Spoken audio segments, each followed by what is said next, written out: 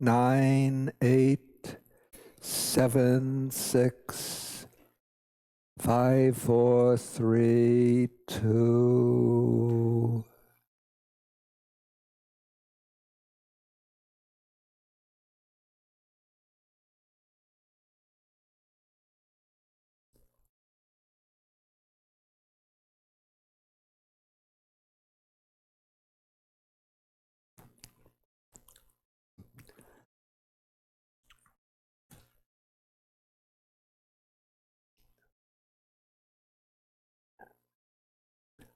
Okay, so this is the afternoon session, the 3:30 afternoon session on September 1st. Okay, now we're going to come to the special feature in the Abhidhamma explanation way of treating dependent origination. And this is applying the scheme of conditional relations to the connections between the different factors, pairs of factors that are come together in the 12 links of dependent origination. So we have 12 links of dependent origination, or actually there's 12 factors in dependent origination, which are joined actually by 11 links between ignorance and volitional activities and consciousness, consciousness and name and form, down to the connection between birth and old age and death. And then to elucidate the nature of the relations between them, the Theravada Abhidhamma has the scheme of 24 conditions or conditional relations that are applied to these connections or links between the factors in the 12-factored formula. So, for example, in the sutta approach, it says, avidya paccaya sankhara, with ignorance as a condition, there are volitional activities. Sankhara paccaya vijnanam, with the volitional activities as condition, there is consciousness. But the suttas don't explain how ignorance is a condition for volitional activities. They don't explain or show precisely how the volitional activities are a condition for consciousness. They don't show exactly how consciousness is a condition for nama-rupa, name and form. But when we use the 24 conditions of the Abhidhamma, then we can see in detail, sort of microscopic detail, how one is a condition for the other.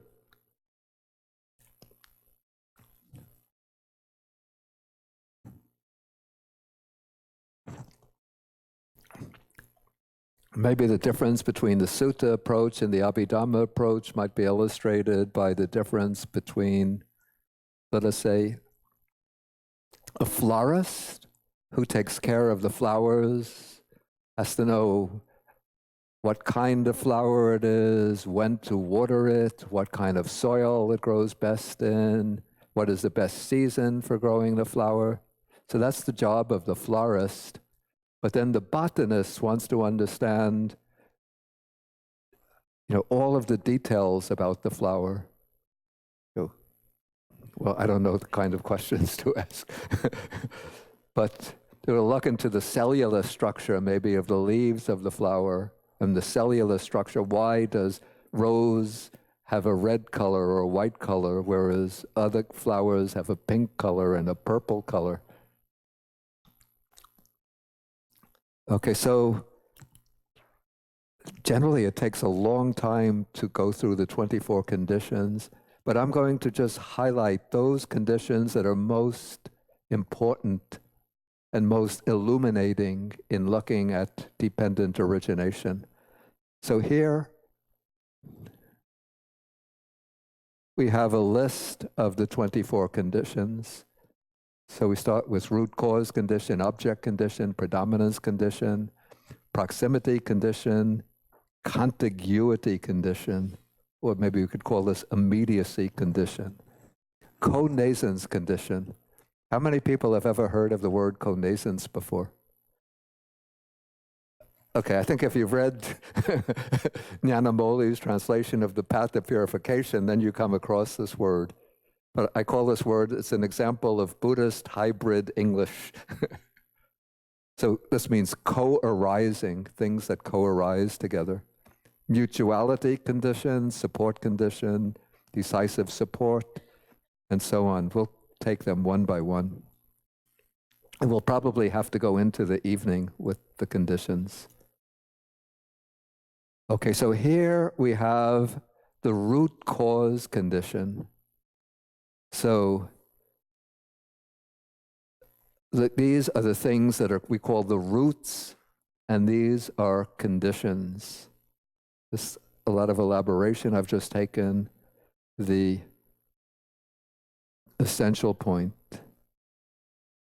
Okay, so first, the meaning of condition. This is the general meaning of condition. It is defined as a state that is indispensable to another state's presence or arising.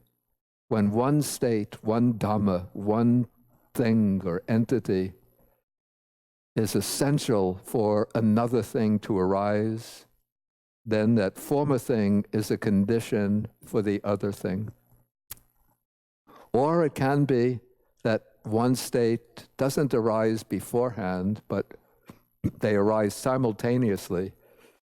But state A or thing A in arising contributes to the arising of thing B. So A is a condition for B. Or state A helps to maintain the continued presence of state B. So A is then a condition for state B. So that's the general meaning of a condition. Okay, so those things which are roots are conditions for other things. And so what are the roots? We have three unwholesome roots: greed, hatred, and delusion. These three roots, these are chaitasikas, mental factors that arise in certain chittas. They arise in the unwholesome chittas, in the 12 unwholesome chittas.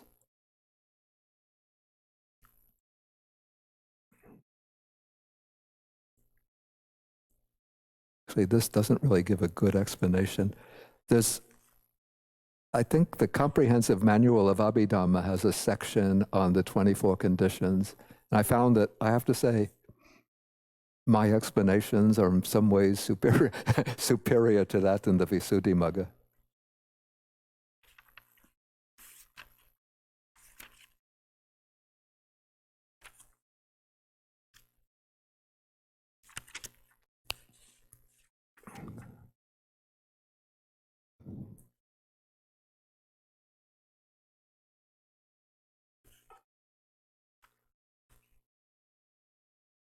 Okay, so the root condition. Okay, so the root condition is a condition where a conditioning state functions like a root by implanting firmness and fixity to the conditioned state. Okay, in understanding any of the 24 conditions, what one has to understand, what are the dharmas or things that function as the conditions, and what are the things that function as the conditioned states? On one hand, the conditioning states, and then the conditioned states. So in the root condition, the root is a dharma, some entity, that functions like a root by imparting firmness and stability to the conditioned state. The conditioning states in this relation are the 6 mental factors known as roots. There are the 3 unwholesome roots: greed, hatred, and delusion, and the 3 beautiful roots: non-greed, non-hatred, non-delusion. The conditioned states are the mental states associated with each root. That is, the conditioned states are first the citta in which those roots exist, and then all of the other chaitasikas, or mental factors in those cittas, are conditioned by that root. So let us say when a state, a citta, accompanied by greed arises. So in that citta accompanied by greed, greed is a root, delusion is a root. So there are 2 roots in that citta. And the citta itself is conditioned by greed. It's conditioned by delusion. And everything else in that citta is conditioned by greed and conditioned by delusion. The feeling in that citta, the perception, is tainted by greed and by delusion. The volition is tainted by greed and delusion. The thought is conditioned or tainted by greed and delusion. Any kind of decision, all of the other mental factors in that citta are conditioned by greed, conditioned by delusion. So that's in the unwholesome state. In the wholesome citta, let's say the wholesome citta accompanied by knowledge. So in that case, we would have 3 beautiful roots, wholesome roots present: non-greed, non-hatred, non-delusion. And so the whole citta is conditioned by non-greed, non-hate, non-delusion, and all of the other mental states: the perception, the feeling, the volition, the thinking, everything, all of the other mental factors are conditioned by non-greed, non-hatred, non-delusion.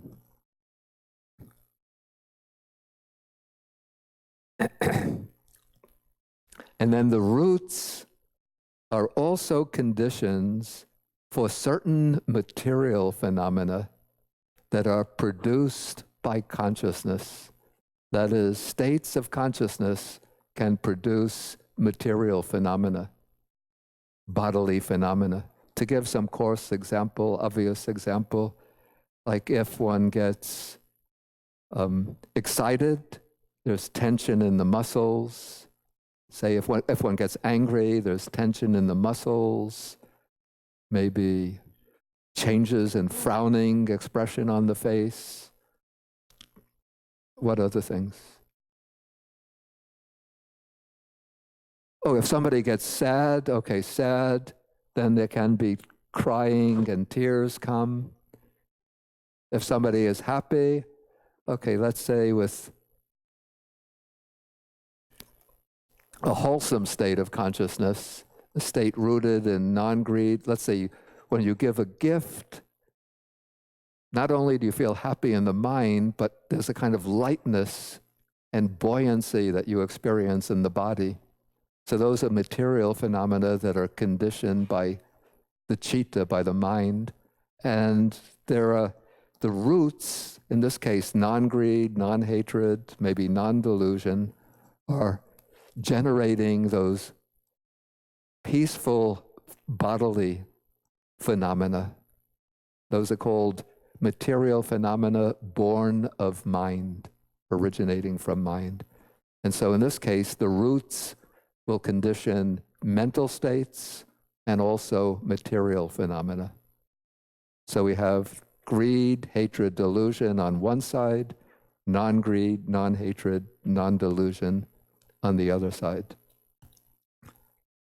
So those are the conditioning states, and the conditioned states are the citta itself, the associated mental factors or chaitasikas, and the material phenomena produced by the citta. Either the undesirable material phenomena, bodily experiences, or the desirable bodily phenomena.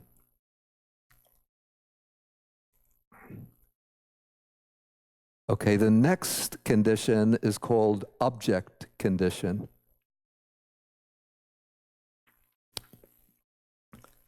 And anything can become an object condition. Anything in the whole universe can become an object condition. So there's just no limits to object condition. So the conditioning state here is anything whatsoever, because the mind can take anything as its object. Anything from the touch of a burning stove, if I touch a burning stove, something concrete and immediately visceral like that, to something like an abstract idea like the square root of 25. It's a purely mental object. Okay, so that's the conditioning state, is anything whatsoever. The conditioned state is the cittas and the mental factors, because what takes the object? Not the physical form of the body, but it's the citta and the chaitasikas. The mind and mental factors take the object. So all states that are objects of consciousness and consciousness concomitants, that's the chaitasikas, should be understood as object condition. Okay, the next condition is called predominance condition. And I'll go through this quickly because we're not going to be particularly concerned with it in relation to dependent origination. So this is said to be of two kinds, as co-nascent and as object. So the co-nascent predominance condition. Are we speaking English anymore? Co-nascent predominance condition. Okay, there are four mental states that function as co-nascent predominant condition. So these four states, Nyanamoli translates them, one is zeal, but I would prefer to call this desire. So desire, consciousness, or citta itself, energy, and inquiry, when those states take on a predominant role in a state of mind, when you have a strong desire for something, or when the mind is very clear and pure, that's consciousness, when there's a driving energy to accomplish something, or when there's investigation and inquiry to find out how to achieve a particular aim. So in that case, these four factors, one or the other, they can't be functioning as predominance condition simultaneously, because only one of them can take over the controlling role in any given state of consciousness. So those are the co-nascent predominance condition. So it says not simultaneously. For when desire is predominant, then the others are in the background. If, say, energy is predominant, then the other three are in the background. So this is co-nascent predominance condition. Then the other kind of predominance condition is called object predominance. And this is an object to which one gives special importance. So that object to which one gives special importance is the object predominance condition for the citta and the mental factors.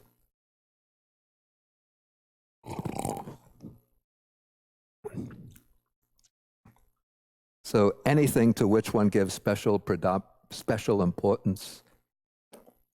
For example, when you heard about this Abhidhamma retreat, then you want to apply, then the idea of the Abhidhamma retreat, that becomes the predominance condition, because some people have come from Massachusetts, I saw Illinois license plate, Pennsylvania.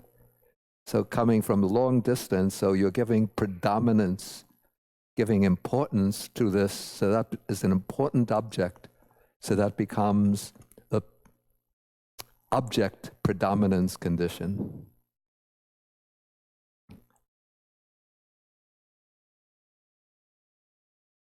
Okay, the next condition is called proximity condition. And this refers to, or it's based on the fact that in the stream of consciousness, the cittas succeed one another immediately without any space between them. So one citta arises, falls away. The next citta arises, falls away. The next citta arises and falls away. So the preceding citta is a proximity condition to the next citta.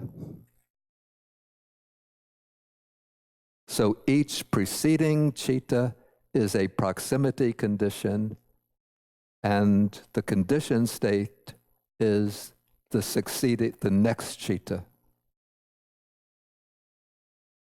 And the other condition, called contiguity condition, it's really the same thing.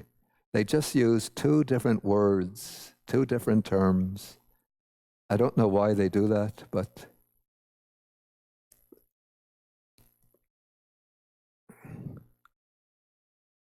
they're really two different terms for the same thing.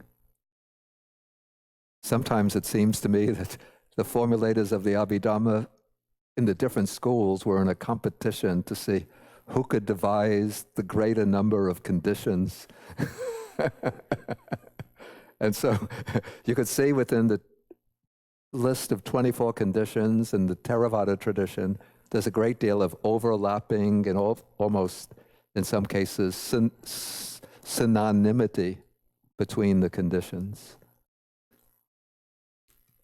So even the Visuddhimagga says, between proximity condition and contiguity condition, the difference is only in the letter, there is none in the meaning.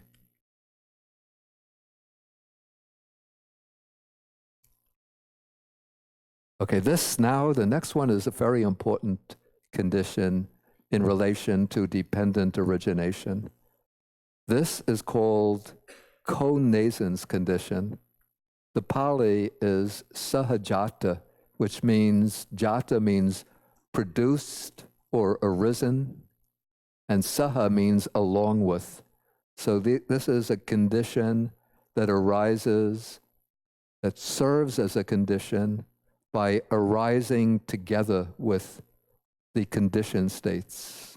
So here's the definition of Visuddhimagga: a state that, while arising, assists another state by making it arise together with itself.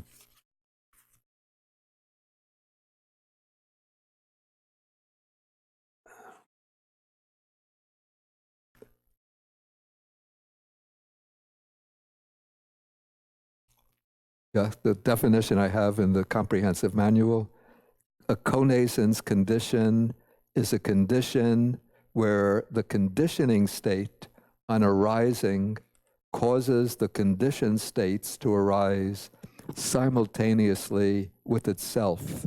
And so this is compared to the flame of a lamp, which on arising causes light, color, and heat to arise along with it. And then the condition may be divided into 3 types or even into 5 types. So let's see the types given here in the Visuddhimagga. So the four immaterial aggregates are a condition as co-nascence condition for each other. The four immaterial aggregates or mental aggregates, what are they? Okay, feeling, perception, volitional formations, consciousness. So when these arise, each one is they arise together, and each is supporting the other in its arising. So they are co-nascence condition.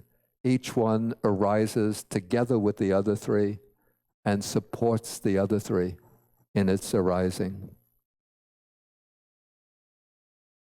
Okay, so that's number one.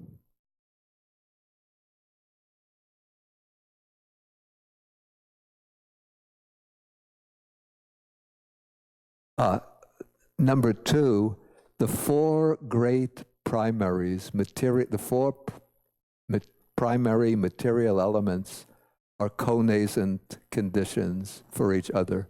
That is, in any material phenomena, even a speck of dust, even probably you would say even an atom, there are the four primary elements: earth element, water element, fire element, and air element.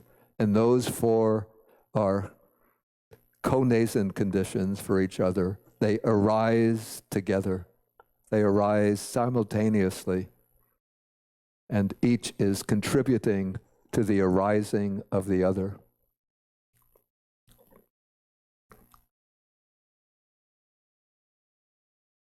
Okay, at the moment of descent into the womb, well, this would be the moment of rebirth linking. The moment when rebirth occurs, then mentality and materiality are co-nascent conditions for each other. They arise simultaneously. And each is supporting the other at that moment. The materiality, that is the heart base, even though the heart doesn't exist yet, but that kind of material form serves as the support for consciousness, for the citta and the mental factors. And the citta and the mental factors are what turn that matter of the ovum into the material body.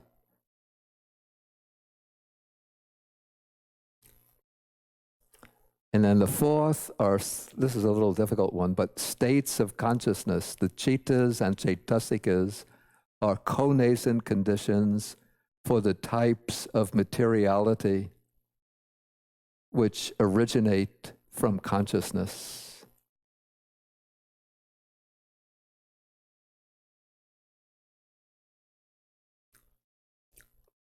I'm going to skip over the others since they're not so important for us. Okay, now we come to the seventh condition, and this is called the mutuality condition. And this is actually, the mutuality condition is actually a subset of the co-nascence condition.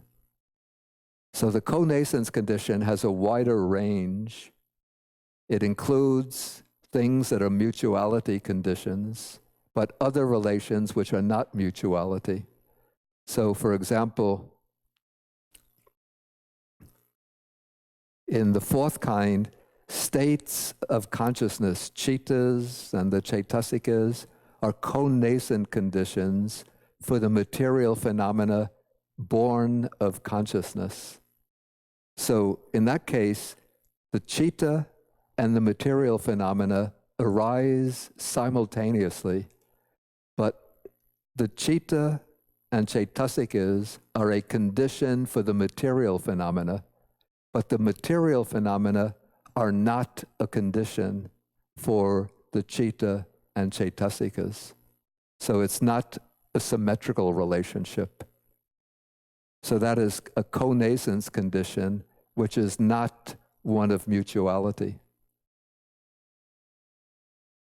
But a lot of the co-nascent conditions are also mutuality conditions. And so here, the text explains that the four immaterial aggregates are mutuality conditions for each other, because feeling is a condition for perception, volition, and consciousness. Perception is a condition for feeling, volition, and consciousness. Volition is a condition for feeling, perception, and consciousness is a condition for feeling, perception, and volition. So these are all mutuality conditions. They each support each other, just like the legs of a table support each other and enable the table to stand. The four primary material phenomena are mutuality conditions for each other. And then at the moment of descent into the womb, that's at the moment of rebirth linking, mentality and materiality are mutuality conditions. Because as I just explained, the mental functions, the citta, needs a material support in order to function, and the matter of the ovum becomes the materiality of the body through the arrival of the mentality. So in that case, at that moment, they are mutuality conditions. But after that, the relationship changes, because matter arises and passes away more slowly than mental phenomena. But at the very moment of rebirth linking, they arise simultaneously, each supporting the other.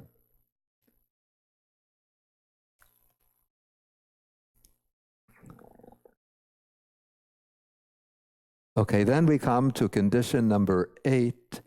This is the support condition. And this is illustrated by, just as the earth is a support for trees, or as a canvas is a support for paintings, so a state that assists as by serving as a foundation or as a support for another state is called a support condition. And this is of two kinds. So one kind is the co-nascence support condition, where the four mental aggregates are support conditions for each other. So this is co-nascence support condition. Okay, but then the second kind of support condition is the relationship between the bases and the states of consciousness that arise based on those bases. And so the I base is a condition as support condition for the I consciousness element and for all of the mental factors associated with the I consciousness.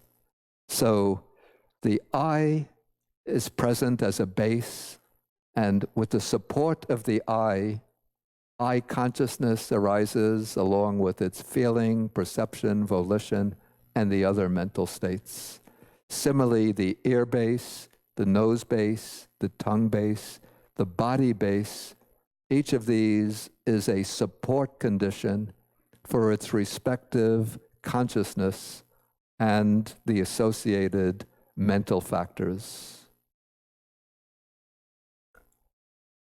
But then we have the materiality with which, as their support, the mind element and the mind consciousness element occur, is a condition as support condition for the mind element, for the mind consciousness element, and for the states associated therewith. So this is referring to what they call the heart base.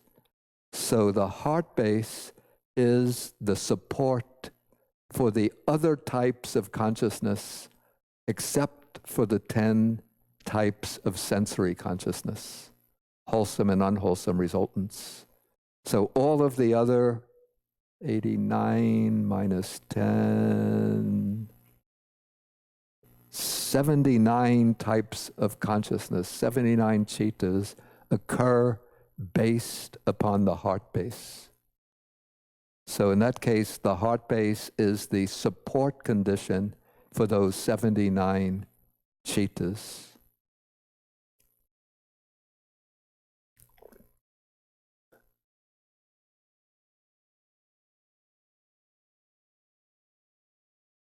How is this going?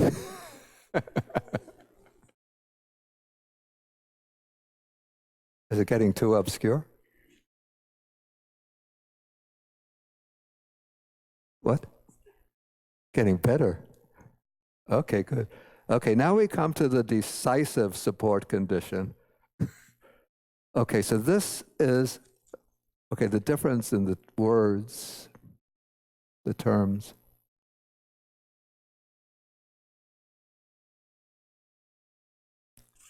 Okay, in Pali, the support condition is nisaya, pachaya.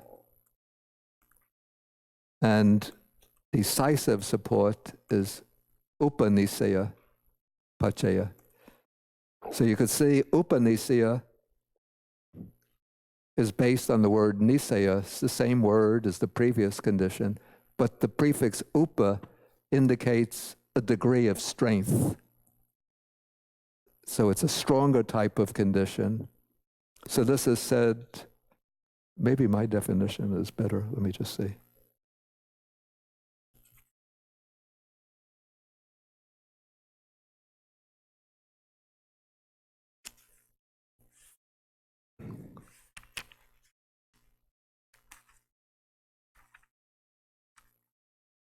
Okay, let me use the explanation here. So decisive support condition, this is of 3 types. Actually, we have it here. Okay, one is objective or object decisive support. This is a condition where the conditioning state is an exceptionally desirable or important object, which thereby causes the conditioned states, the mind and mental factors, to arise in strong dependence upon it. So this is somewhat similar to the object predominance condition. When one gives a lot of importance, has a lot of emphasis upon a particular object, then that object functions as a decisive support for that citta and ceitasikas. So let's say somebody like loves the Rolling Stones, my favorite example for everything. And so they hear, going back to my college days, and they hear that the Rolling Stones, now in their 70s, are giving a concert in New Jersey. And so then their mind is so uplifted and elevated. Oh, I have to go to that concert. I have to get a ticket. I have to be sure to get the front row seats.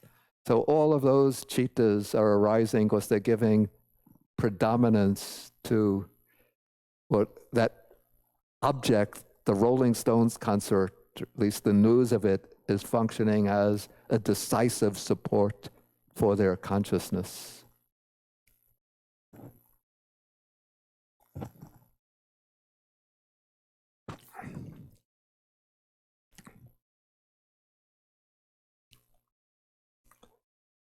Okay, so that is object decisive support. The second kind of decisive support is called proximity decisive support.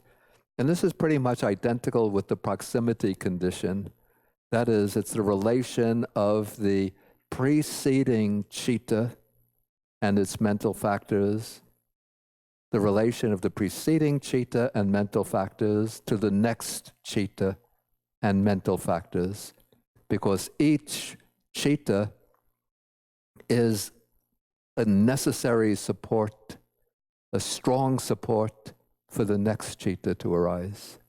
If we didn't have Chitta A, Chitta B couldn't arise.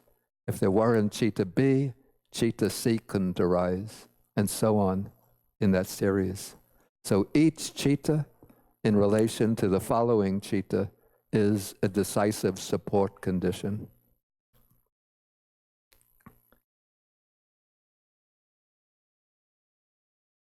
Okay, then the third type of decisive support condition is called the natural decisive support condition. So I have some explanation here. Let me read this.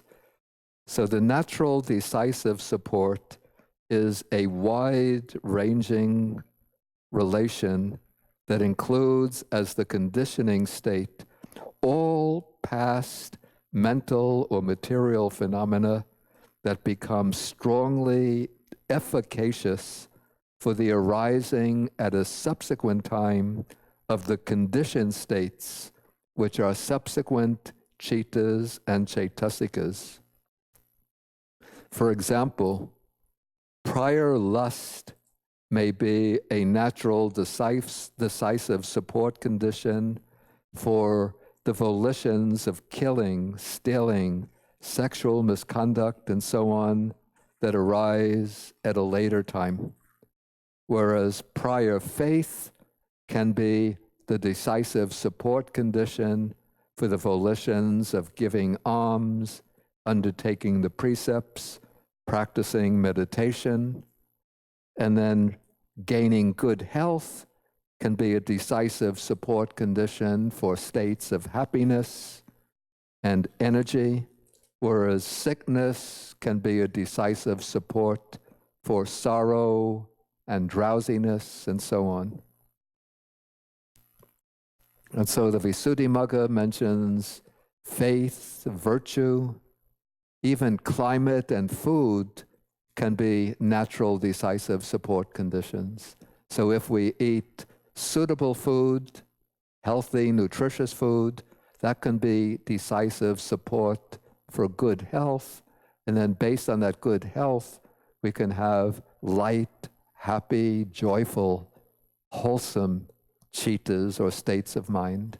Whereas if we eat bad food, non-nutritious food, junk food, that becomes a natural decisive support condition can be for anxious and restless states of mind, or dull and drowsy states of mind. Okay, so the Visuddhimagga gives some examples. So with faith as a decisive support, a person gives a gift, undertakes the precepts, observes the uposatha, develops the jhanas, develops insight, arouses the path, arouses direct knowledge, arouses an attainment, and then virtue, learning, generosity, understanding. All of those are good qualities for decisive support conditions, but they could also be bad things. The influence of a bad friend could be somebody gives you bad advice. That can be a decisive support condition for transgressing the precepts, doing unwholesome activities. So many, many kinds of decisive support conditions.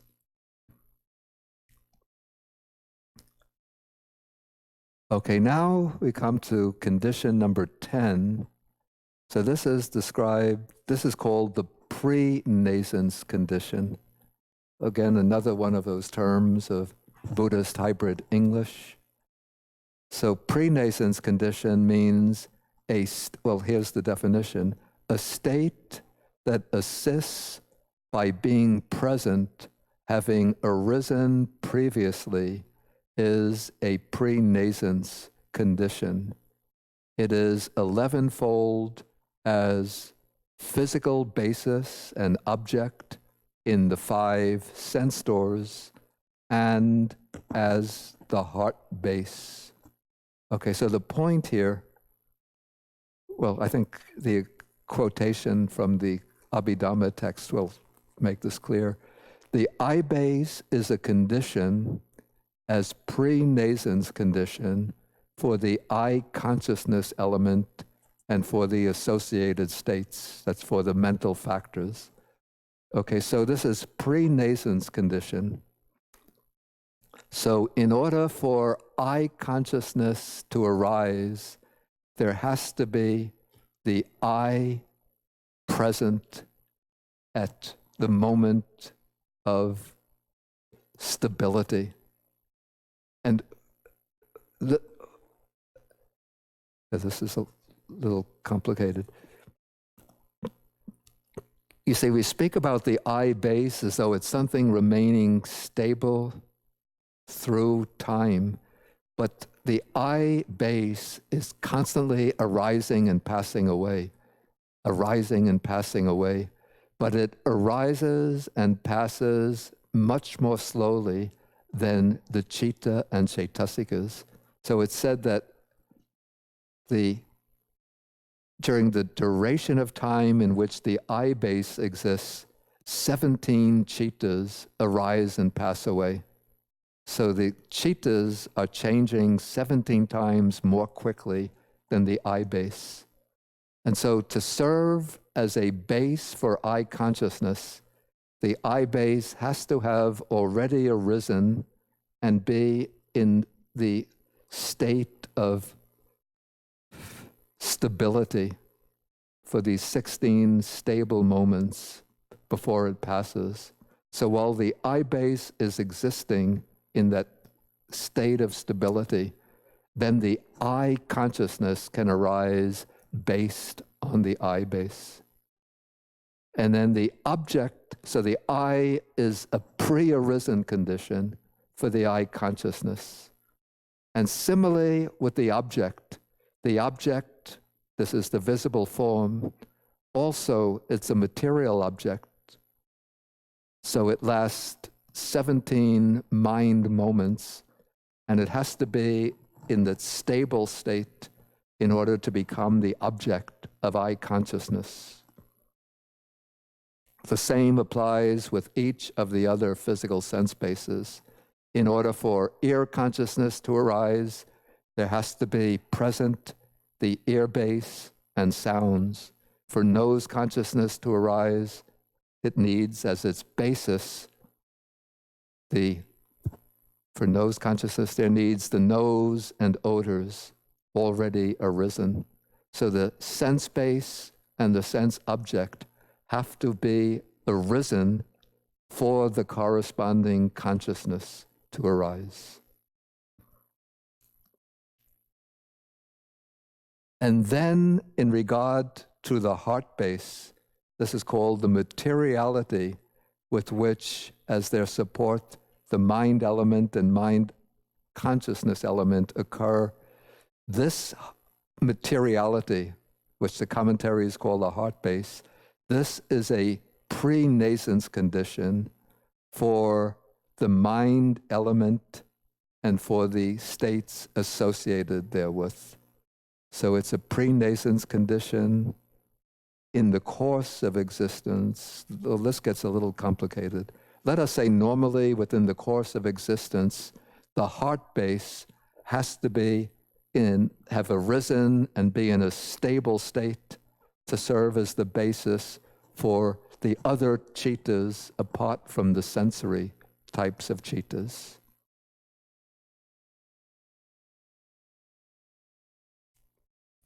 So that is in the course of existence, but at the moment of rebirth linking, then the heart base and the rebirth linking consciousness are not, the heart base is not a pre-nascence condition, but it's a co-nascence condition for the rebirth consciousness.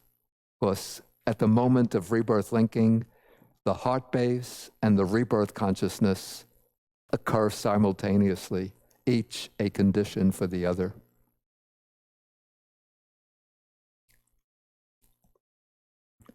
Okay, now we come to condition number 11. This is called post-nascence condition.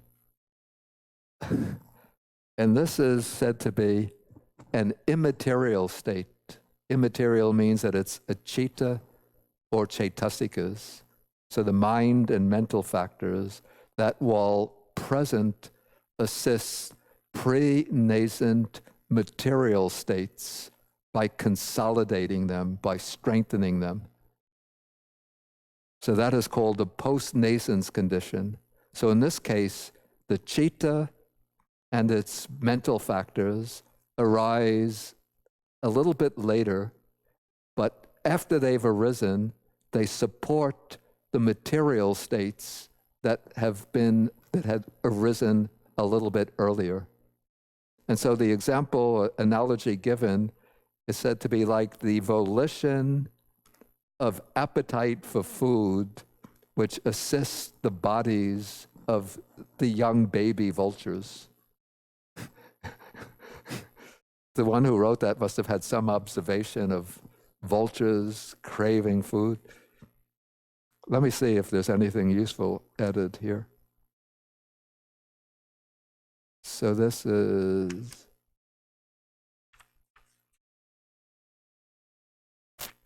Okay, here I have post-nascence condition.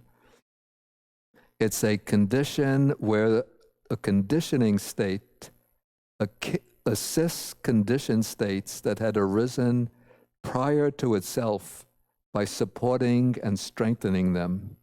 The conditioning states in this relation are the subsequently arisen cittas and ceitasikas, and the conditioned states are the material phenomena of the body. Okay, this condition begins with the first bhavanga in relation to the material phenomena born of karma at the moment of rebirth linking.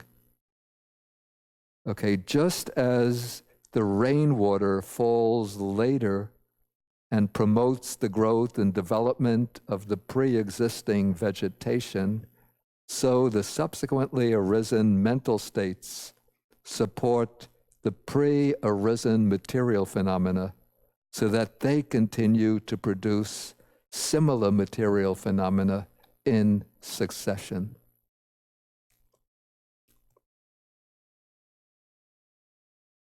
Okay, so this is post-nascence condition. Do you need a breather? Allison!